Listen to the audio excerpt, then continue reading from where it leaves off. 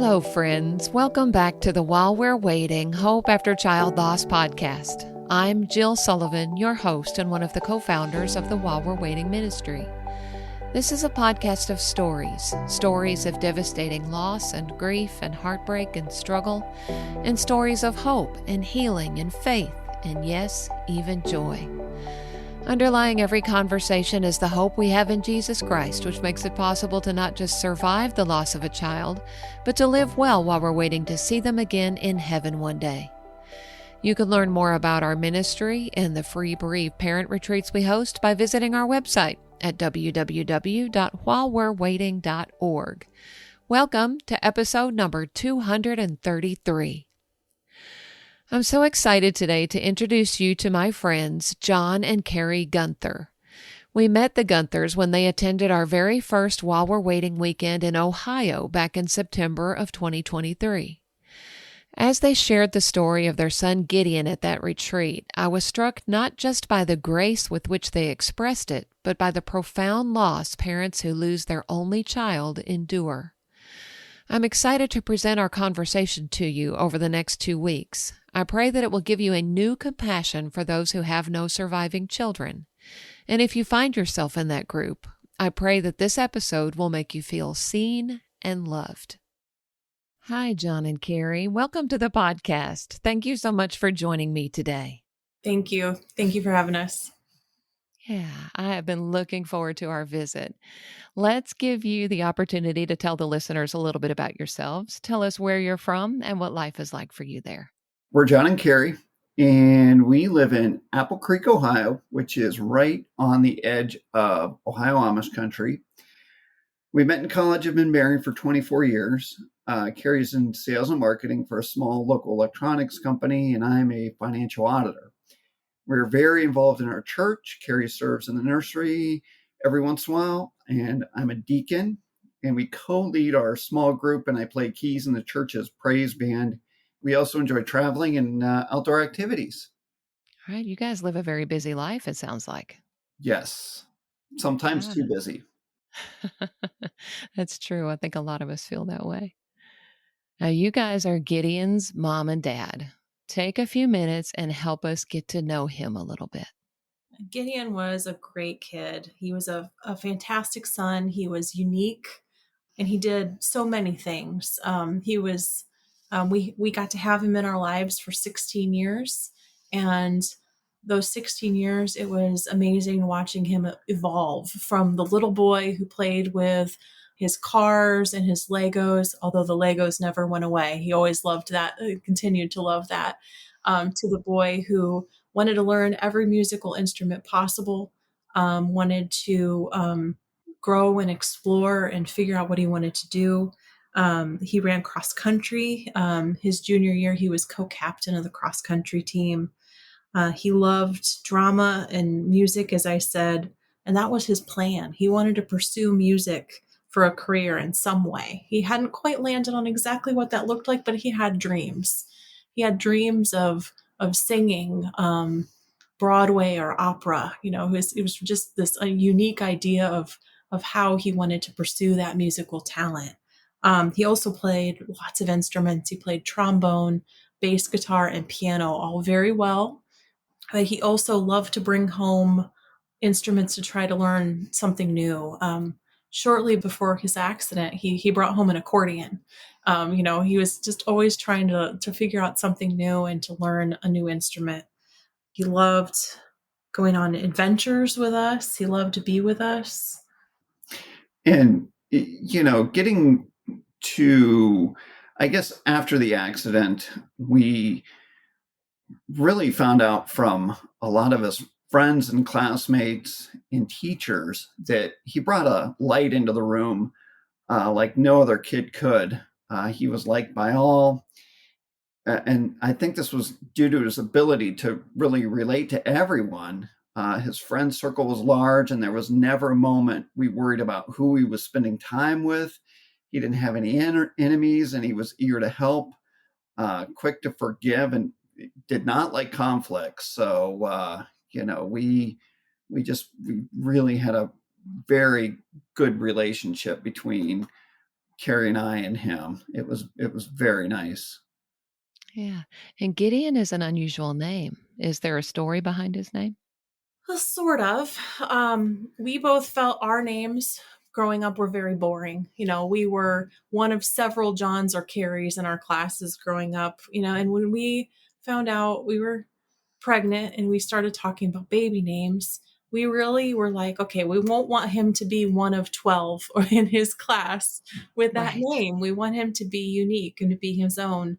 And we weren't very far along in our pregnancy and the name Gideon came to mind. We had been looking at Bible names. We'd been looking at strong names in the Bible that weren't too unheard of, but weren't the most common ones either.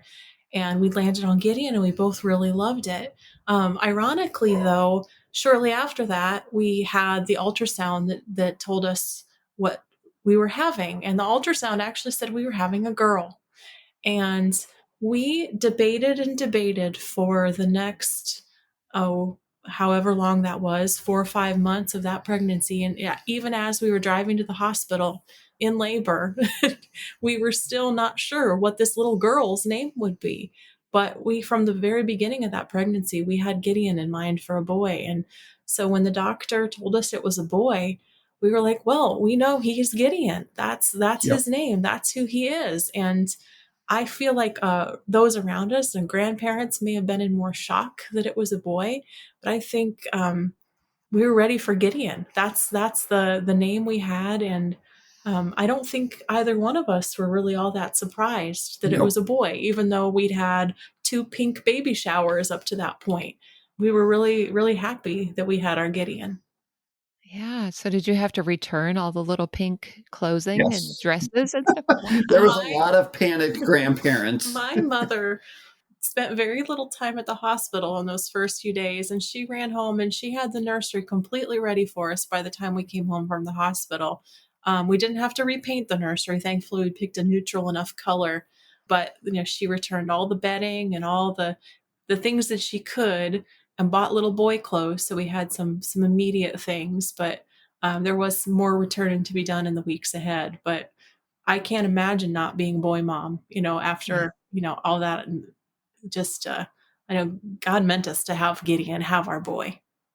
that's right. Oh, I love that story. That's a great story. So, John, you and Gideon worked on a really special project together. Tell us about that.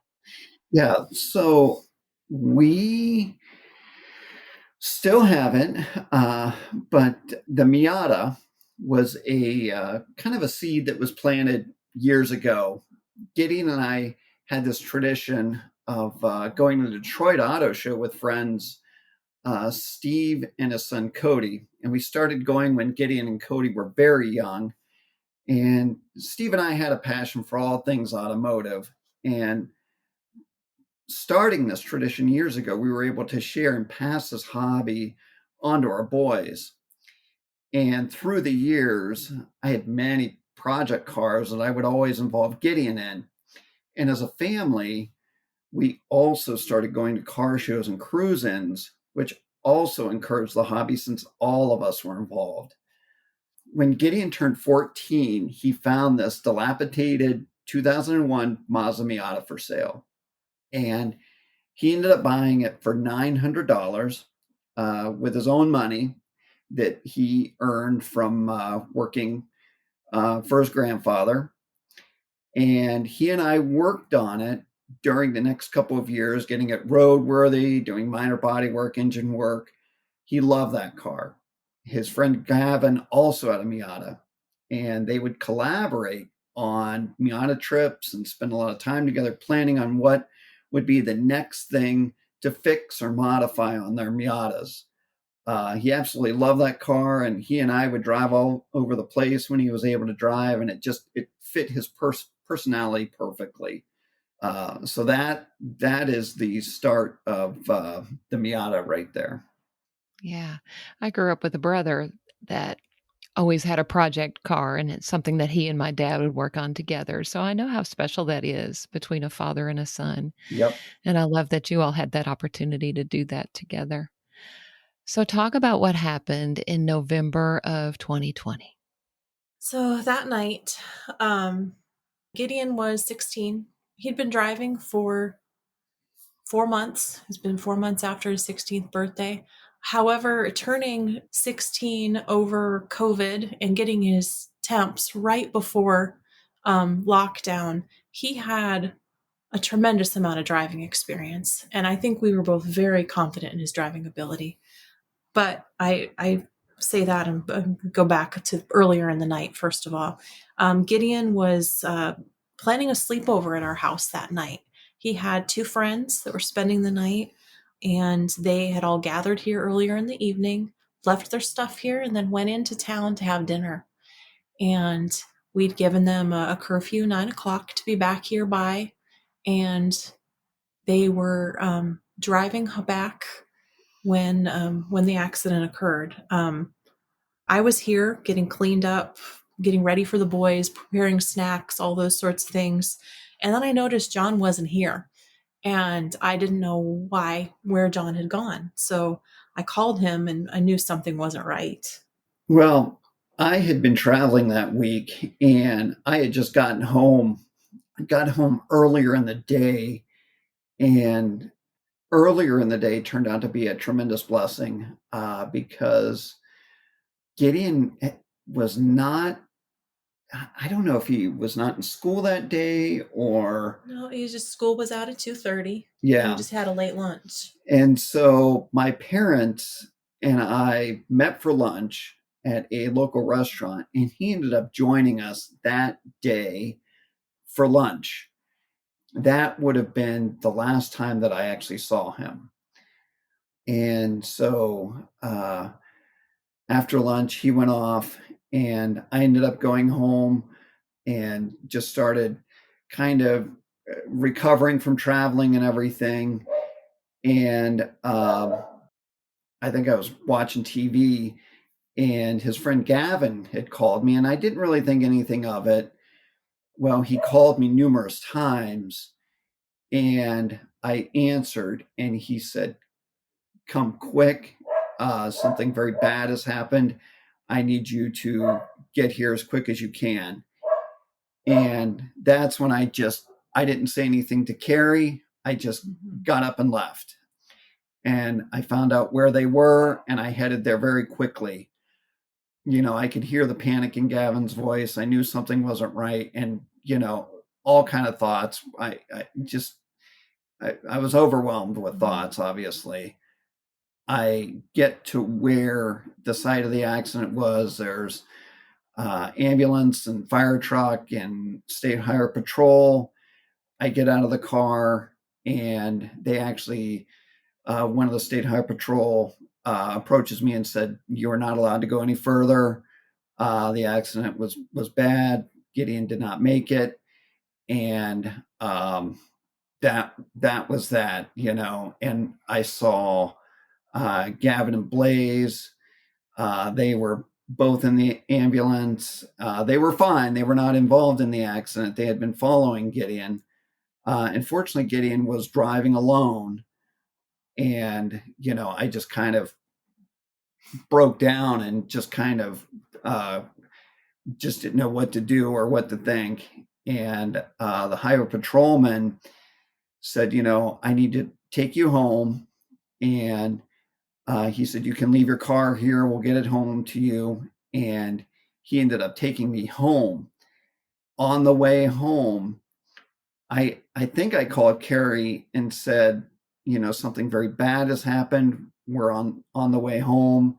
And then I immediately called my friend Mark and told him that we had lost Gideon.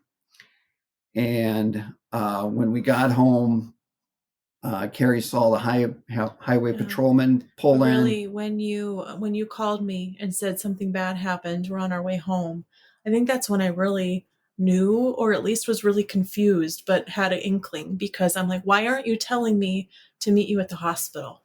That was my thought at that moment, was, why aren't you telling me to meet you at the hospital? Why are you coming home? Let's not waste time. Let's go to the hospital. Because I don't think it had occurred to me that the worst could have happened. I still was in my mind thinking something bad happened, but it's going to still be okay. It wasn't until I saw that highway patrolman pull in our driveway, and then John got out of the car, that I'm like, this doesn't happen when everything's okay. And that's when I really knew that he was gone. The accident wasn't too far from home. What, like maybe 2 miles, 3 miles from home? Yeah, not very far. So they weren't far away. The accident happened at 8:40 that evening. So they were on their way home, and they were going to be here before the curfew. And he went over a blind hill. He went left of center and overcorrected right. We will never know why. His friends were on the other side of the blind hill, so they didn't see. And then he went off the road and he hit a tree, and he died instantly. But yeah, that is a moment I will never forget, when the highway patrolman walked in our house and I collapsed in the hallway. And yeah, it's unfortunately, it definitely does not feel like it was 4 years ago by any means. And, if I go back to that night, I can pretty much just relive it like it happened yesterday. And yeah, 2020 was pretty horrific on a lot of people. And that was just unfortunately, the grand finale of 2020 for us. So, which had other complications on, what would we do for the funeral? There were still restrictions in place, but we went ahead with the funeral, and from what we remember of it, it was wonderful. And there was an amazing turnout. I have to wonder how many people would have been there had there not been COVID, though, had there not been people afraid to come to the funeral. But it was a wonderful celebration of his life, and in a lot of ways, all the things I had been stockpiling for grad party got to be used. I got to pull out all the photos and the awards and the pictures and the memories. And those few days after the accident, that was really therapy for me, to be able to go through all those things and see all those pictures of him at all the different ages. That was not the party I planned, but the party that we got to have, and it was a wonderful celebration of him. Yeah, that's a blessing that you were able to celebrate him in that way. Now, Carrie, you and Gideon had a special conversation just about a week before his accident. Would you mind sharing that with us? Yeah, in the week before his accident, a few things happened. First, he received his CPR and first aid certification as preparation of going to camp. He was going to be a counselor for the district's 6th grade camp later that year. Was so excited to go, and had his certification ready and had the card in his pocket. He was ready to go. He'd even built, actually for all of our cars, he'd built first aid kits to go in all the cars. Which we still have in several of our cars. We have first aid kits built by him. So he was so excited. But then on Tuesday before his accident was on a Thursday, he was coming home just after dark from a friend's birthday. He'd gone to dinner with his friend's family for his friend's birthday. And he witnessed an accident. A car hit a deer. And in that accident, he was right there on the scene. He stopped and he wanted to help because he had that CPR and first aid training he'd gotten the day before, and he wanted to put it to use because that's the kind of kid he was, that he wanted to help. But it was a fairly bad accident. The deer had come through the gentleman's windshield. The gentleman was quite injured. They'd called 911, and the paramedics were on the way to help the gentleman. But Gid tried to help him in the process. And stayed with him until the ambulance arrived. I didn't know that right away. He'd mentioned he'd witnessed an accident, but he didn't really tell me that day, just that he saw an accident on his way home. Just seemed like it was something in passing, but not something that it was really bothering him or important. The next 2 days later, on Thursday, he came home after school, and we went about our day with normal things, homework and dinner and all those things.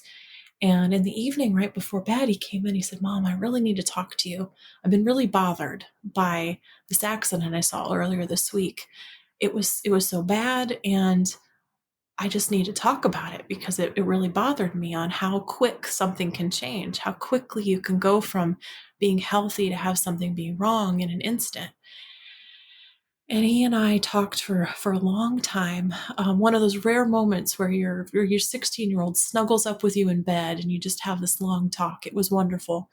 And we talked about God and how he's in control and he knows what our future is and he knows what's going to happen, whether it be good or bad, that he has control over all situations.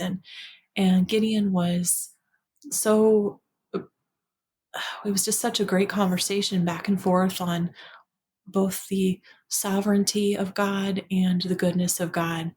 And he and I ended the night in prayer, just praying that God would protect us. And even if something bad happens, that we knew God had it and that it was in God's hands. And looking back at that conversation, I feel like it was a gift to me from God to know that the next day Gideon would be in the presence of Jesus and I would have that fresh conversation with my son to know that he 100% believed. He'd had since the time he was 6 when he accepted the Lord, but he had as teenagers, you know that things, even with our kid who was really great, that there were moments when you weren't sure what the next day held, but to know where his eternal future was and to have that conversation be so fresh that I could hear those words that I said to him the night before comforting him.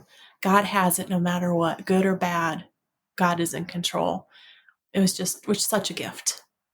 Yeah. Wow, that is a gift. That's an amazing gift. I'm so glad that you guys had that conversation together and that you have that memory. Now, John, you finished the Miata after the accident, didn't you? Yeah, that is correct. Yeah, shortly after the accident, Carrie and I decided to completely restore the Miata the way we thought Gideon would have wanted it. And even though Gideon and I did a lot of the work, I felt it really needed a professional restoration to really honor him. And I was going through Gideon's Instagram and found that he followed a Miata speed shop near Cleveland called Leroy Engineering. And I ended up sending them a message and found out they were owned by a Christian family and that they were definitely on board and wanted to be part of the project. And we kind of talked through what that would look like, what the process would be. And they really encouraged, and Carrie as well, that I should start the restoration process as kind of a, I don't know if therapy is the right word, but I definitely wanted to start the process myself. And I enlisted Gideon's friends to help with the start of it. And these were the friends that were with him the night of the accident. And just to clarify, the Miata was not the car Gideon was in on the accident, during the accident. And so, with some help of some guys from church and Gideon's friends, we started the project. And when it got to the point where it was beyond our expertise, we took the Miata to Leroy Engineering for them to finish. And through the process, they actually created a Facebook page called the Gideon Project that outlines the process. And since the restoration, Karen and I have kind of documented the places we've taken it, events Gideon's car has been since it's been restored. The total restoration took a little more than a year. We lowered it, installed a custom sound system, tweaked the engine bay a little bit to finish it off. But the most important part of the restoration is we have a plaque mounted in the engine bay that reads, "Built by Leroy Engineering in memory of Gideon Guenther." And on this plaque, they were able to transfer his signature to the plaque. Actually, from that CPR and first aid card that Oh, he signed the week of the accident. and at the bottom of the plaque, we have 2 Timothy 4:7, which, just a reminder, is I have fought the good fight, I've finished the race, and I've kept the faith. So that's on the plaque. And we've been able to take that to car shows and have conversations. So people will see the plaque in the car and they'll ask a question. We also have a photo album of pictures of the restoration, as well as pictures of Gideon with the car before, when he was able to enjoy it with his friends, with us, with the dog, taking the dog for a ride. So it's given us a lot of opportunity to be in those events and Kind of share. engage, engage And with people, about our loss, but also, a positive spin and a hopeful spin on our loss, that even though this loss was terrible, because of our faith, because of Gideon's faith, there's a bright future, that we will definitely see him again, and I'm very thankful we were able to restore it. I think he would definitely approve of what we did to it. And, I think it really honors him. Mm-hmm. And actually, the first event it was able to be at was a car show at his school. It's actually in his honor. It's a fundraiser for the band and choir program, and it's the Gideon Guenther Memorial Scholarship fundraiser at the school. So we've had it just had the fourth installment of that fundraiser, but that was the first time we were able to have the car there, was at that show. So that was extra special too. Yep. Yeah, it's so cool. It's such a beautiful way to honor his life and be a witness for the Lord as well. With that scripture in there, and I love that his signature is in there from the first aid card. That's just so special. I love that. So our daughter Hannah died in February of her junior year of high school, and one of the things that was really hard for me was to think about all the things that she was, quote, missing out on, going to prom and graduating, starting college, getting married. And I imagine you guys have experienced some of those feelings as well. How have you dealt with that? Yeah, the year he died was November of his junior year.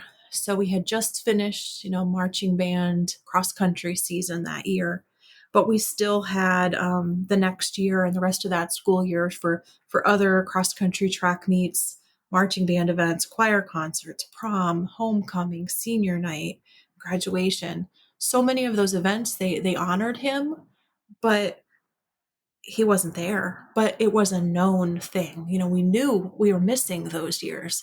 And I had it in my mind that once those high school years were over and we were on to the unknown things, we didn't know what he was going to do after high school. We thought college, we thought music, but a lot can change in your junior and senior year of high school, and other plans could have been made.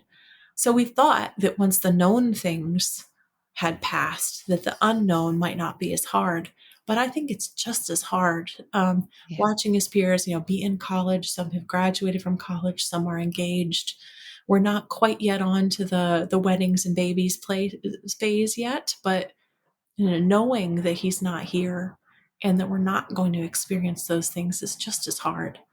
We're able to see that he would have been 20 and life wouldn't look like what it did 4 years ago, but we don't know what that would look like, and that it's difficult to know how to deal with the should haves, the things we think would have been where he was. But And one thing I want to mention is that, Carrie stated that there were a lot of events that we attended that was kind of honoring him, like, senior night.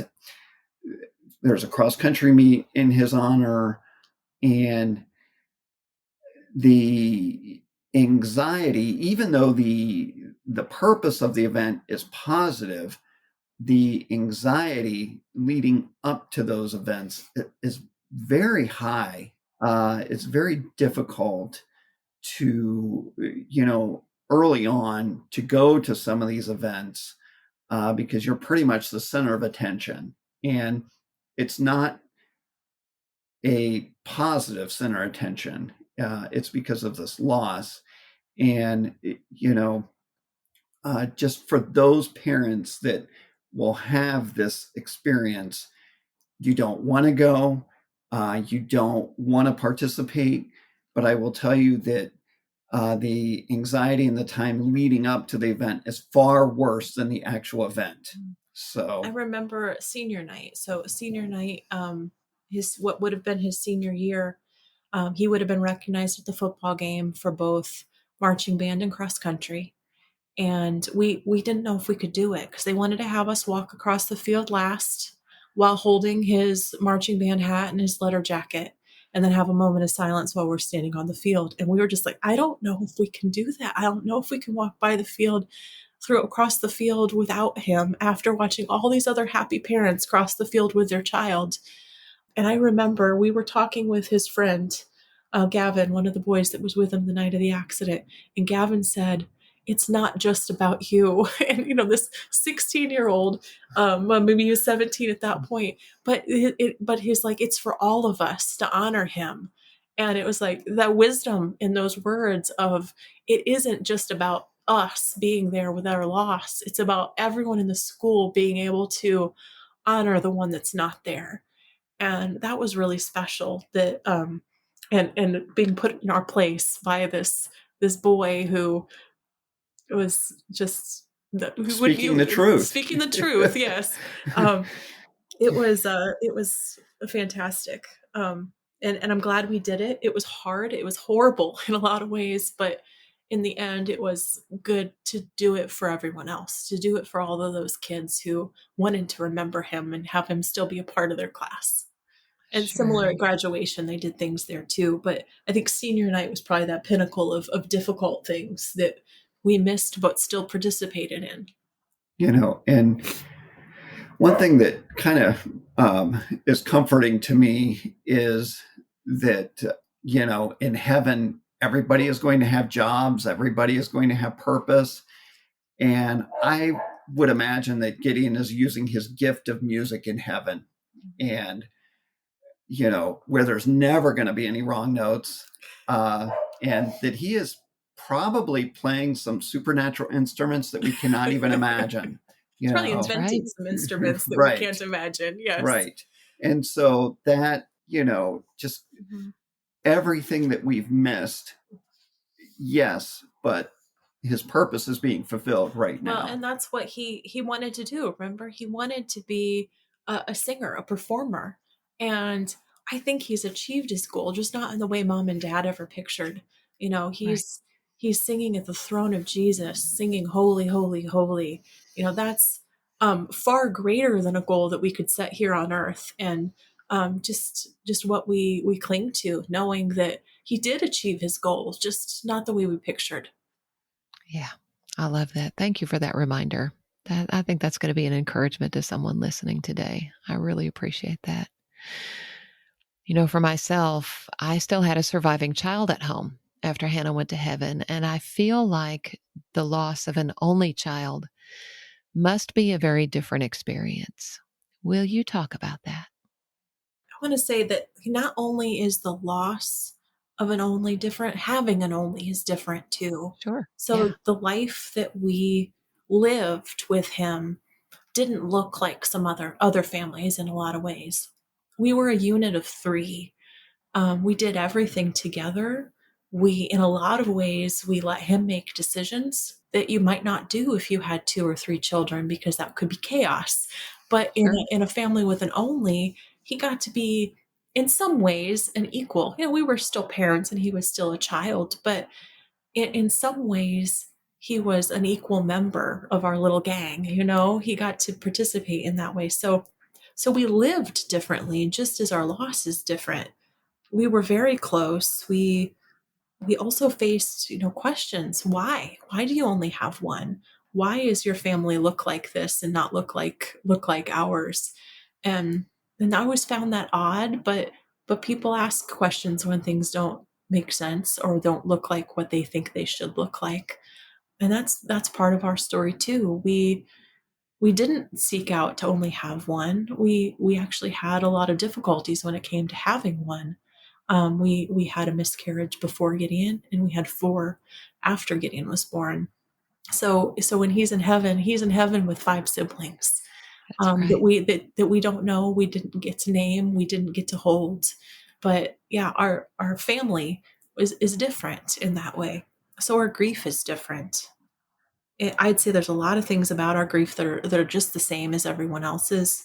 We still have that loss. We still have that gap in our lives. But for us, we became empty nesters instantly, but not with all the joy that comes with launching your child into college or career or apartment or all of those things. Yeah. And, for me, I really didn't realize that our situation was sort of an anomaly.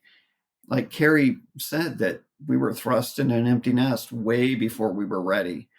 But I kind of would like to talk about the shrapnel of losing an only child and the multi generational impact. Gideon was my parents' only grandchild, and this loss on them has really taken a toll.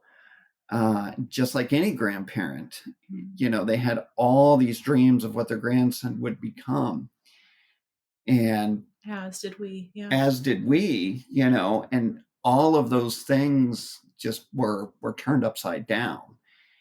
And our house feels exceptionally quiet and large sometimes. And this spring, it wasn't this past spring, we finally turned Gideon's room into. Yeah, we decided. So Gideon's room. We have a 3-bedroom house, so we had a guest room already. We didn't need a guest room. We didn't need this room. We're actually in Gideon's room right now. But we decided we didn't want to just keep the door shut and ignore the dirty sheets that were still on the bed from 4 years ago. Been 3 years ago last year when we started the project. And we made his room into an office of sorts. We added some bookshelves, and we added this comfy chair we're sitting in right now. But we kept it so much of Gideon in here. We kept all of his, his sunglasses, his Walkman, his lunchbox, his California Raisins lunchbox. I said he was a unique child. He loved collecting things from the 80s. He thought that was the coolest decade. But we kept a lot of things of his in this room. It made it a room we want to be in instead of a room we want to avoid. And I think it's really was therapeutic for both of us to do that. We didn't have to. It could have stayed his room forever. It still has so many of his things in it and still has so much of his personality, but it really became a space we want to be instead of a door we keep closed. And I kind of want to go back to, being the parents of an only, that we have to rely on each other for so much. And being present and aware of each other is very important. The realization that it's only us now is sometimes a depressing thought. And I a lot of times have this underlying fear of what's next, of losing your spouse, or what loss is next. Yeah. And last year we faced that. I was diagnosed with breast cancer last year, and I hate to call it an easy cancer battle, but it was compared to what some people have to go through. But it was enough to make us a little scared on what could be next. Especially John. I think I was much calmer through the process than he was, because he had that fear that this could turn into something where he loses me and then he's alone. And I think that ends up being a big fear for both of us in a lot of ways, on what happens if it's just me. What happens when he's gone. By then, presumably our parents are gone, and there's no one left for us. There's no one left to sit beside us when we're in the nursing home, or to take care of our estate after we're gone. We've collected all this stuff our whole lives, and no one's going to want it when we're gone, because it's just going to be useless stuff to anyone. When it's not passed down to family who has memories associated with those things. So that's really made us look differently at stuff. It's just stuff. It's not anything that's going to go to eternity. It's the things we need while we're here, but it isn't anything that's important after that, because there is no meaning in the stuff. There's also other things that I have a hard time with sometimes when I hear people talk about their kids and their grandkids, and especially when they're talking negatively about them. When they're having a complaint about, oh, I wish my son would call more often. Oh, I wish my grandkids would come visit. Well, those are real feelings that they're having. It's really hard not to be angry when you hear Sure. people complaining about living children and grandchildren when they have them. Yes, they have their problems. Every family has their problems, but hearing those complaints, there's some days I'm just not ready to deal with that, and I just have to avoid the conversation and go the other way, because I'm not ready to handle that conversation and have those feelings of, I don't know, is it anger, is it jealousy? I don't know, but they're very real feelings. My mom passed away earlier this year, and my brother and I and a very close family friend who's like a sister, along with my stepdad, were able to be there for her through those last days in hospice. And as we're sitting there in hospice, and I'm thinking, I'm very thankful I was able to be there, and I was glad to be there, having those mixed feelings of, there's no one's going to be able to do this for us. Yes, we have friends that are like family that have really stepped into our lives, but there's that element that we just don't have answers for on what that's going to look like.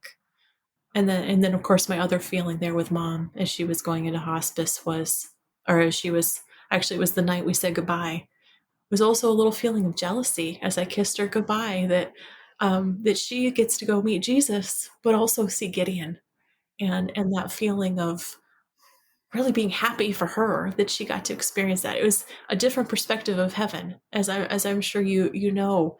Having a child there changes your perspective of what heaven looks like. Absolutely. Thank y'all for sharing all of that. I know there are parents that come to our retreats. I know there are parents who will be listening to this podcast who have lost their only child or their only living child. I know you have other children besides Gideon that are already in heaven as well, that have to live life having lost their one living child. And it's a very different experience. And my heart always goes out to those parents. And I think y'all have done a great job of just articulating some of the emotions and feelings and fears and thoughts that a parent who's lost their only child has. So thank you for that. I'm sure there are folks listening that can really relate to that. This concludes the first half of my conversation with John and Carrie Guenther. Be sure to come back next week as they share more from their experience of losing their only child, including their advice for newly bereaved parents, their response to the dreaded "how many children do you have?" question, what they've discovered about God's character in their journey, and how they're learning to manage the holiday season. Thanks again for listening, and I look forward to sharing the rest of our chat with you next Wednesday.